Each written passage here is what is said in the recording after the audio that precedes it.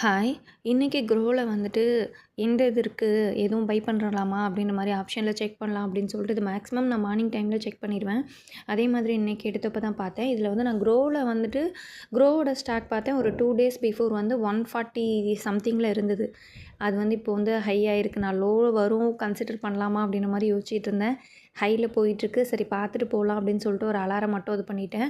அதே மாரி க்ரோல வந்து கோல்டு இடிஎஃப்பும் வந்து அமௌண்ட் ஏறிட்டு தான் இருக்கு. ஆஸ் யூசுவல் எல்லா இதுவுமே வந்து ஹைல தான் போயிட்டுருக்கு.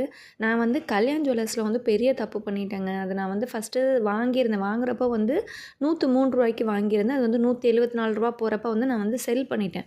அதுக்கப்புறம் வந்து டவுன் ஆயிரும் அப்படின்ற மாரி நானா நெனச்சுட்டு, நான் வந்து என்ன பண்ணுவேன்னா, சில யூடியூப்ஸ் எல்லாமே இந்த வீடியோஸ் எல்லாமே பார்த்துட்டு தான் இது பண்ணுவேன்.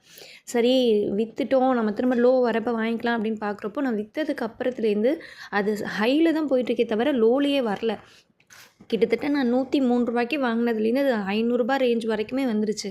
அத நான் வச்சிருந்தேன்னா எனக்கு 500% வந்து ப்ராஃபிட்ல வந்திருக்கும். ஆனா, அத நான் தப்பு பண்ணிட்டேன். அத வந்து கல்யாண்ல வாங்கினத வந்து வித்துட்டு அடுத்து